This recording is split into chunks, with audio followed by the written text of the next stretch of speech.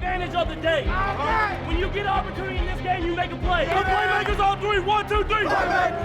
Touchdown, Kansas City! The Chiefs are right in the thick of it, baby!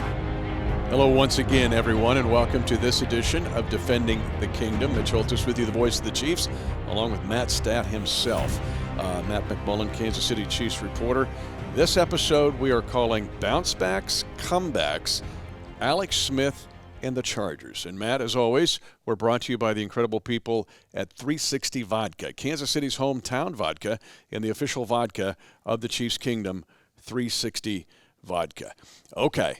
Bounce backs, comebacks, Alex Smith and the Chargers. This is going to be a special episode because it really is centered around what has made Alex Smith such a unique player and human being in the hearts of everyone in the Chiefs Kingdom and now around the National Football League after it's been chronicled with his comeback. But it's also a great example of two teams this week in the Chiefs and Chargers that have to bounce back because the sense of urgency is here even in late September. Yeah, so we planned on having Alex in this week's show weeks ago. We knew we'd plug him in here, and how perfect is it now that we're coming off of the loss against the Ravens? It was just a total heartbreaker of a loss. We were both there, and it's one of those losses that's a gut punch. I mean, there's no easy way about it. But what do you do to respond to that? You approach the next week with a fresh mindset. You learn from the loss. You digest what went wrong, and you go into the next week and turn the page. And that's what the Chiefs have been so good at over the years. I have one kind of fun little symmetry thing that I've been looking at this week where if you look at the Chiefs' last true road loss, it was 679 days to the date from the Baltimore loss. It was way back in 2019, week 10 of that season against the Tennessee Titans. The Chiefs lost that game. It was another weird game where they carried a 2-score lead into the fourth quarter. Some things went kind of wonky and they lost because of some weird plays. One of those games you feel like you should have won, but what do you do after that? The Chiefs turned the page, won 13 consecutive games after that going into the next season. That includes Super Bowl 54. And who was the first game that started that streak? The LA Chargers in Mexico City, hoping that that pattern continues here this time around. But yeah, Alex Smith, what a warrior that guy's been, both on and off the field. Changed so many things here. We'll hear from him later, but also a great comeback on his resume against the Chargers as well. So you're saying you want to move this game to Mexico City? That's the idea, yes, if we can. Okay, well, yeah. we'll Find some flights maybe? Convince 73,000 Chiefs fans at GEHA Field at Arrowhead Stadium about that. They're like, no, we'll try to do it here. But here come the Chargers and Chiefs in a key AFC West showdown. Just to give you kind of the sense of urgency here, it was on postgame on the Chiefs Radio Network, and I get interviewed by Art Haynes. That's part of the postgame segments. And it was after the Baltimore game, again, you're trying to get blood back in your face and oxygen in your lungs after that loss.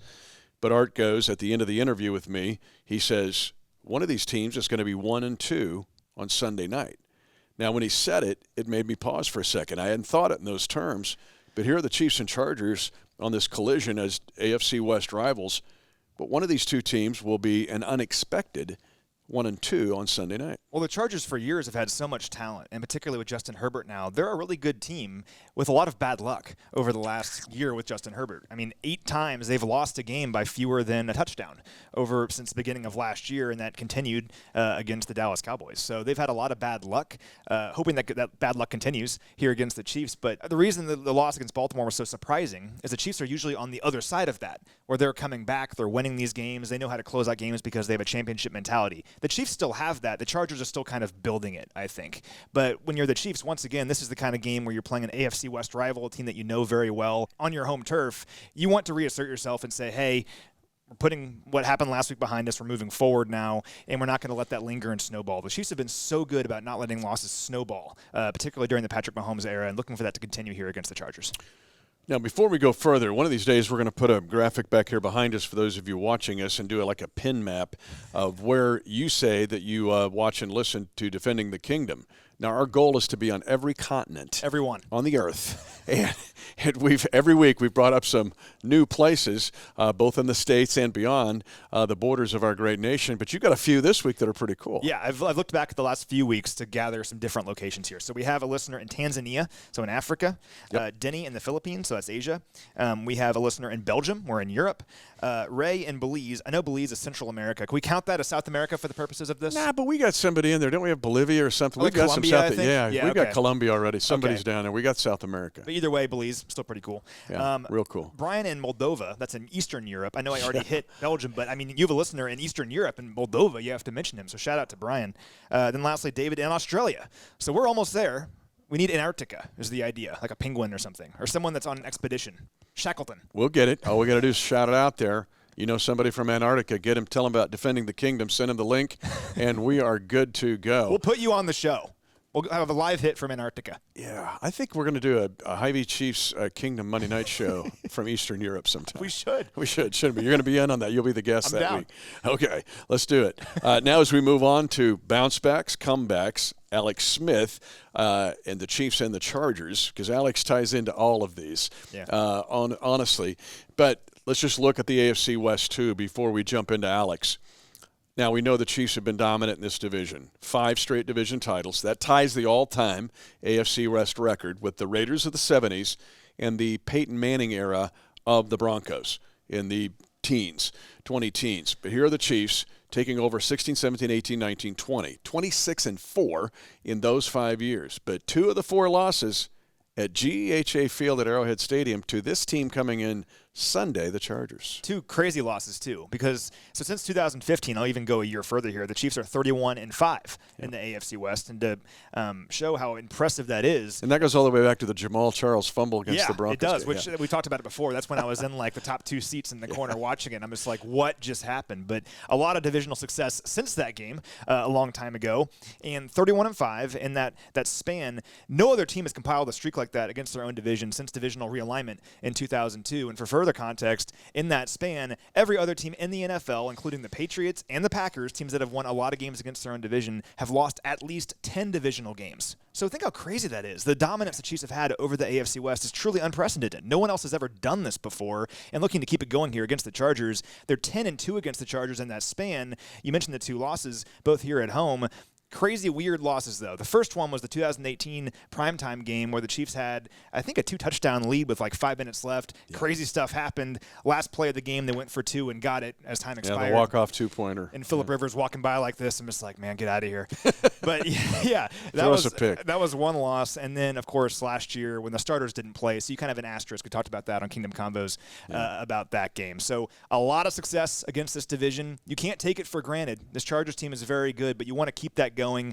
And if you're the Chargers, you look at the Chiefs, you're trying to get over that hump looking at the Chiefs. You're like, why can't we beat these guys? What do we have to do to beat them? And for the Chiefs, you just keep it going. You keep having success. And I think getting off to a good start on Sunday will go a long way in this game. Yeah, we've talked about that. Even first downs, first start on every drive, first down defense and first down offense. It will be paramount this week against the Chargers. But in digging into the Chargers this week, it's interesting, especially on defense. And I don't want people to take this wrong, but it's if the Chargers have built their defense every day, they're looking at a way to build the defense into something that would look like Tampa Bay's defense in Super Bowl 55 or something that would be kryptonite for the Chiefs. I mean, even to the point where it maybe you can say cost them the Dallas game because they've gone to lighter, faster linebackers. Kazir White is a lighter, faster linebacker, right? Dorian O'Daniel type. Hybrid type. And then you look at Murray. Kenneth Murray's the same way. Well, here came the Broncos. Here came the Cowboys and just ran it at them. There was a lot of physical play there done by the Cowboys in that game. It still boils down, though, to Herbert throws a pick in the red zone, throws it in the end zone, or the Chargers probably win this game. But you see my point. It's like when they put the blueprints out on the table in Charger land, they're going, how do we beat the Chiefs? And that's in March, April, May, or June. As a result, they've kind of built this defense, and they've done it. We know about Bosa. We know about Joey Bosa being a great off-edge rusher, but they get then the bigs up front, Tillery and some others. Then in the back end, I really like Asante Samuel Jr. We both did in the draft. We know Derwin James is a superb athlete. He can kind of do it all.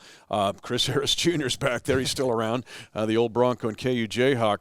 But to me, they have built their team to beat the Chiefs. Yeah, and I think your point about the rushing attack was very valid because if you look at what the Cowboys did, they rushed for 198 yards last week against the Chargers. They averaged 6.4 yards per rush. Very difficult if you're allowing that many yards every single time.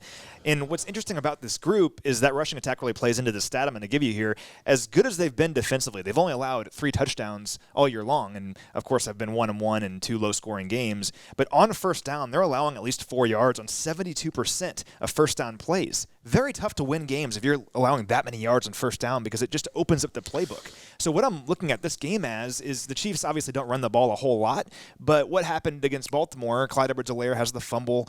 You don't want him thinking about that all season long. You want him to move on. Give him the ball against the Chargers. Run the ball a whole lot. Force them to stop the run. And all of a sudden, if the Chiefs are committed to running the football against the Chargers, that opens things up for Patrick Mahomes and this offense. We've seen him make some great plays to Tyreek Hill and Travis Kelce over the years against the Chargers. So very interested to see if right out of the gate, for the sake of Clyde Edwards-Helaire's confidence, give him the football early on in this game, see what he can do, and that could open things up offensively. You see my point, though. They had Denzel Perryman. They had Melvin Ingram. Girthier guys. That's not even a word. But girth. Yeah. Now they've gone from girth to speed because they go, we've got to deal with Kelce and Tyreek Hill. And we're going to go get these elite DBs, but our linebackers have got to be speedy guys. And the Cowboys are like, oh, okay. We have Zeke Elliott. Yeah, we Tony got Zeke Elliott and Pollard. We're going to run Pollard. I mean, he was as effective as Zeke in that game. So to me, it's very interesting to see how the Chiefs will react, and both teams need to bounce back. All right, that segues us in now to where we want to focus the remainder of this Defending the Kingdom podcast. And again, by the way, brought to you by the great people at 360 Vodka, Kansas City's hometown vodka, and the official vodka of the Chiefs Kingdom. But Alex Smith has a tie to both of these franchises, and he might be the most comeback-ish kid of comebacks. Now, he grew up in San Diego with the Chargers as a Charger fan. He was a legend at Helix High School, the Highlanders. That was my nickname for Alex when he was walking around. Hey, Helix. I still, when I saw him, hey, Helix. So he knows it. But when the Chiefs played the Chargers before they moved, it was a big deal to Alex. And to play him as a division foe against his hometown team, you could just feel it in the fiber of his body to get ready for that game. And then, of course, one of the greatest comebacks really in recent NFL history, and for sure in Chiefs Kingdom history, was that opening game of 2016 where the Chiefs really had no business winning that game, and Alex came back to win it. He did, and it was one of my favorite memories as just being a Chiefs fan. I was out in Arizona. I was watching this game on like some streaming service or something, and it was the year after we got our first playoff win in forever. And we're coming into the season, we're hoping for big things, and yeah, it's the fourth quarter, and we're trailing by a whole bunch, and it's like, what are we going to do? And then he leads this incredible, furious comeback. And for so many reasons, you might think because we work for the Chiefs that we see these guys every day, and it's just normal, and they're our friends. And for the most part, that's the case. But certain guys, they're still heroes, you know? And for me, I didn't work for the team then. Alex Smith is one of my heroes for so many reasons. And just because he comes into a team that was struggling so much, a proud franchise that was struggling so much, and from the get-go, him and Coach Reed turned everything around. And his whole mentality and mindset and everything he brought, the guy was just a warrior, as I mentioned, and we saw it on full display in that game. So had an opportunity to catch up with him a few weeks ago, ask him about that game, get his thoughts, and just see what he's doing now. All right, Alex, going to bring you back to 2016. It's week one. It's 24-3 late in the third quarter. How are you feeling, and how did the comeback happen?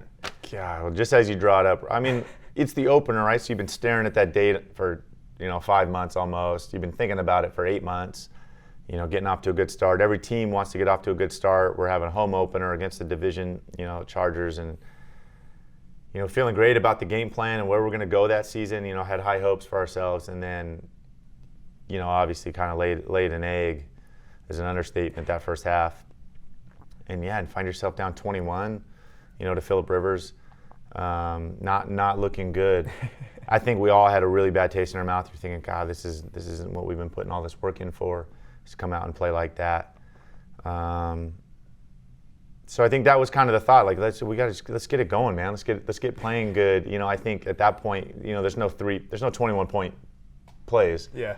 But I think with that, let's put a series together. Let's have some success out there. Let's move some chains. I think I do distinctly remember that. Like we got to get something going, and to get some momentum. And certainly I think that finally getting that first drive. Getting that touchdown obviously was big. And what did it feel like once it was overtime, right? You scored the game when you first down. So we finally, we got one touchdown. Defense gets a stop, we get it back, and luckily we were able to get, 3 touchdowns there when it mattered, and we go down and score. End of game, we send it into overtime, and got the ball first. And we were kind of obviously had a lot of momentum at that point. In the second half had been rolling, and put a drive together, and we're driving into the red zone, and we kind of get stalled out down there in the goal line, and there's the situation. Do you kick the field goal? The points in overtime, and first game of the season, there were some unscouted looks that they had presented, that they were playing a lot, that we weren't ready for, and we had talked about different adjustments, obviously, over the course of that game, and we'd made a few. But one of the ones we had talked about was running speed option into this look, which you don't really see at the NFL level. Yeah, especially back then. Yeah, and it's something we had kind of talked about over the years. We'd dabbled in here and there in very specific situations.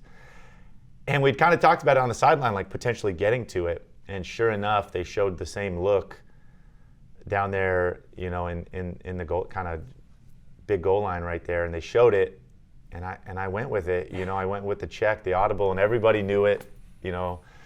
And so a speed option, and we run the speed option to the right. And in my head, there looked like this huge window for the end zone. Like it was like a no-brainer to dive in and score. I mean, I had no doubt I wasn't going to get in. But then you watch it on tape, and it's pretty close. It's a pretty bang play. And if I would have pitched it, it probably would have walked in. But in my head, I remember it being, pretty easy decision and diving in and getting the points immediately. And then, you never get a walk-off situation in football. I've never had a walk-off situation where you score and that's the game winner. And so to have that was really cool, like that at home. Stadium's going nuts, and we're all going nuts. And certainly for me to get to run it in like that, I certainly went a little crazy right after letting, but I think that's the fun part. That's the part of coming here with Coach Reed, and we talk about letting your personality show and having fun with the game, and to have a kind of high like that. I think it's important to celebrate those moments. It is funny. I'll never forget that game, and certainly even obviously the end of it. But I certainly got pretty excited after that. Well, so I was living in Arizona back then. I was just a fan, and I was watching it like on Sunday Ticket or something, just going crazy. And then my boss, who was a huge Chiefs fan too, ironically enough, out in Arizona, texted me the picture of you just going nuts right afterward. Yeah. And I'm like, that's our quarterback, man. Yeah, and I had the beard going full length then, and I just went crazy. But it was fun. I mean, to have that relationship with the community. Yeah. With Arrowhead, it had become such an amazing place, such a home field advantage, and then to come back, and everybody's still there and rolling like that, obviously was, one of a kind. That doesn't happen everywhere. So yeah. And that's your childhood team too, right? The Chargers. I grew up with the Chargers, so it's still hard for me to say LA. I don't think I'll ever be able to say it. But yeah, it was fun, and gotten to know Phillip over the years, Rivers, and he's such a great competitor, and to have some of those kind of battles like that come down to the wire, and so many of them were over the years with him, obviously just because of the player he was, but fun to compete against, and obviously lucky to come out on top that day. And looking at this year's matchup against the Chargers, you kind of know what Coach Reed is like and how he handles these divisional matchups. Yeah. How important are these games to him? Yeah, I think that's one of the unique things here in this building is really celebrating those rivalries. This is the old AFC, and celebrating them, celebrating Charger Week, Raider Week, the Broncos, that rivalry, and it's not just here in the building; it's all around town. I think the entire, the culture of the area, it's about that, and that's what makes sports great, those rivalries. And so that's fun. I think that's a ton of fun. Those should be bigger. They should be more meaningful, and it's fun to see that this division still rolling. Really, really competitive. For a really good team. So.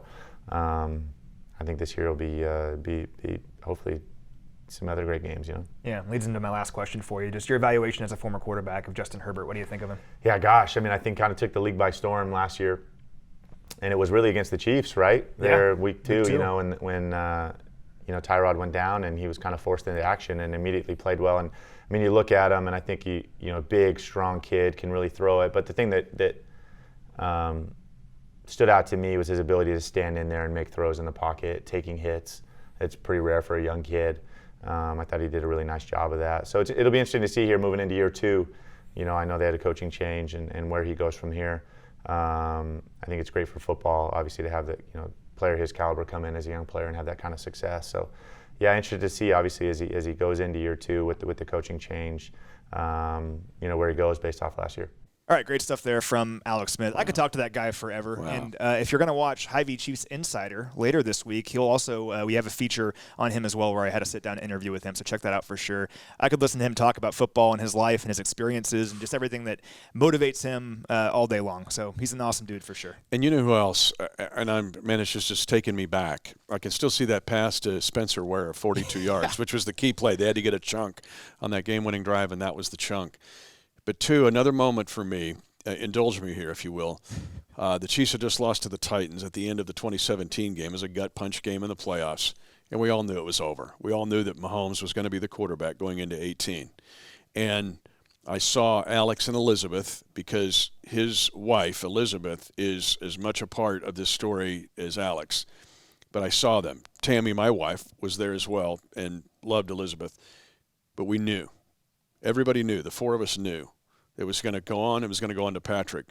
But it was a moment of sadness and admiration, kind of ambivalence all there at one time. But it's one of those images I'll never forget, Matt, was seeing him, the disappointment. He couldn't get the Chiefs one more playoff victory and knowing it was time to hand it off because he knew how good Patrick was. Yeah. And then Elizabeth with the grace and courage and toughness that she had. Oh, yeah, she was a Raiderette, and she's beautiful. But that woman is as beautiful inside as out, and she's maybe as tough as Alex. Yeah, well, and, he talked a lot about that whole experience in the Chiefs Insider piece that we did, just being the guy for Patrick. And think how difficult that must have been for him, where the guy's a pro. I mean, he's one of the best quarterbacks in the league at the time. He had an incredible season in 2017. But you're right, Patrick Mahomes was here. It was time for him to shine. And how did Alex handle that? He handled it in a way that we don't see anywhere else in the league. He handled it like a true pro, and he taught Patrick Mahomes how to be a pro, how to learn his routine, how to be a guy in the building every day, how to be a leader of men. He taught him all those things. And he talked about that in our feature on Chiefs Insider. But I just have immense respect for the man that Alex Smith is, not just the player, and the player was awesome, but also the man that he is. No question. I went back and looked. He has 23 comebacks in his career in the fourth quarter. 11 of those were with the Chiefs. Wow. And we remember the Charger overtime victory, but you go back and look at it. At Tennessee in 2013, he had 3 of them in 2014. At the Chargers, at Buffalo, Seattle at home. That was a big win that year to beat a really good Seattle team, and he outdueled Russ Wilson in that one in the cold. The 15 game at the Raiders. In 16, the Charger game we chronicled. The 16 game at Carolina, EB also had a pick 6 in that game. And then the 16 game at Denver, the 17 game at New England, classified as a comeback. And then Philadelphia and Washington that same year at home. So 11 comeback victories as this podcast featuring on bounce backs, comebacks, Alex Smith, and the Chargers. Now, I don't know. I think Alex has to do the laundry some of the time, not just Elizabeth, all right? And that's what I appreciate about the 30 for 30 and the work that ESPN did in trying to see where Alex came back from really a miracle. You look at what happened, that gruesome injury to his leg when he was quarterbacking the Washington football team, and to come back from that is nothing like – that's an Old Testament miracle to me. But one of the great stories there was Elizabeth, because as tough as Alex is, there had to be times, just his human nature, to go, is this all worth it? And she was there with him, being not only his sidekick, but a mom and a leader in that family, which deserves mention. Yeah, absolutely. And just what an inspiration their whole family is. And I have a personal connection to it because not nearly as bad of an injury, but my mom broke her leg back in May. She broke her leg power walking. I'll make fun of her later for that. I don't know how you break your leg power walking. But she broke her leg power walking and had a pretty bad injury. I mean, her tibia snapped in half. And it's like a long, long recovery where you're spending lots of time just laying on the couch, just sitting there, just thinking about it. Like, will I ever be able to have full range of motion? Can I run again? All these different things.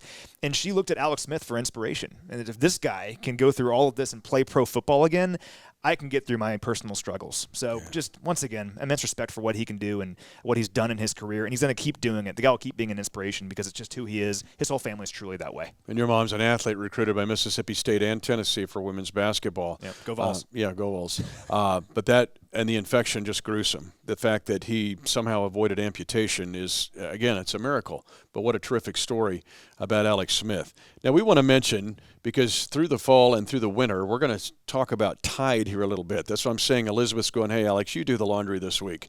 And I'm sure that when Alex does it, he is looking at using this unique approach because Chiefs Kingdom, we're turning to cold water washing with Tide.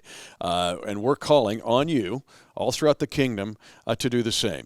It saves money on energy bills, and it's tough enough to tackle NFL stains. All right, we know that your family's got NFL stains. All right, so it can handle a little nacho cheese when you go to GEHA Field at Arrowhead Stadium, when that guy probably in front of you dumps all kinds of crud on you. But best of all, Tide is giving fans, get this now, for you defending the Kingdom fans throughout the Kingdom, the ultimate reason to turn to cold. And it's a talking Chiefs cold washer. It's a washing machine that reminds you to turn to cold at every turn with the voice of Travis Kelce. You ready for this? Here we go. Take it from me. Cold can tackle all your stains. Amazing, right? Isn't that incredible? You can Travis talk to you while you're doing laundry. While you're doing laundry, Yeah. Travis Kelce's talking to you. Yeah. And it's like, oh, man, you're going to need a little more cold on that.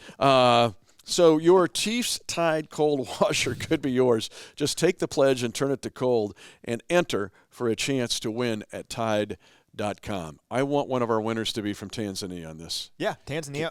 Can't you imagine? Or let's take things to the next Rwanda? level. Yeah, if we want a listener Australia. on every continent, we need Yeah. Antarctica still. They can bring the washer to Antarctica and wash on cold in Antarctica.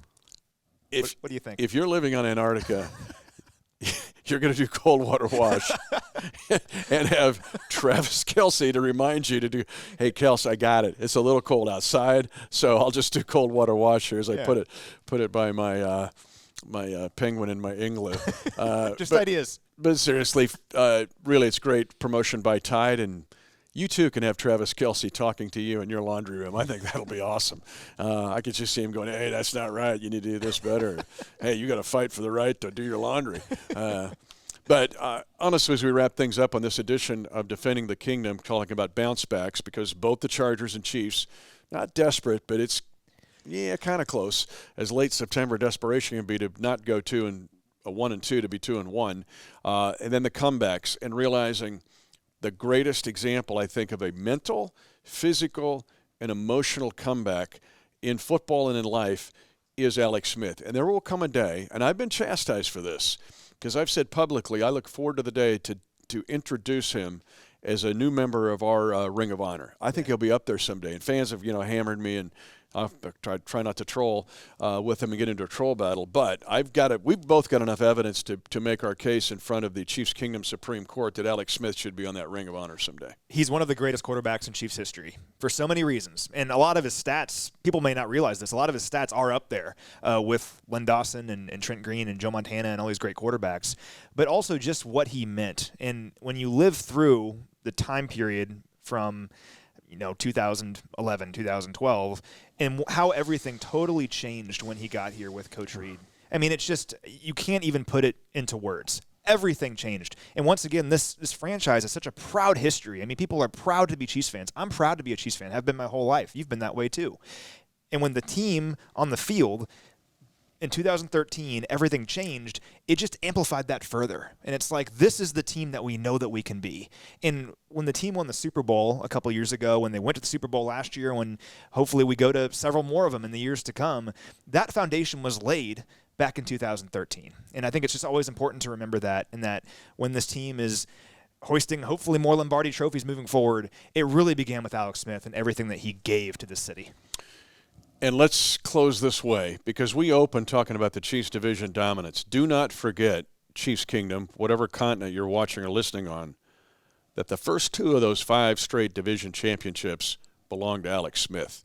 He was the first Chiefs quarterback to win back-to-back division titles. Lenny didn't do it. Trent didn't do it. He did it. And he had to do it against and beat a 12-4 Raiders team on a big Thursday night showdown. Then in 17, he had to be a beacon of strength when the team lost 6 out of 7 games and still came back to win the division.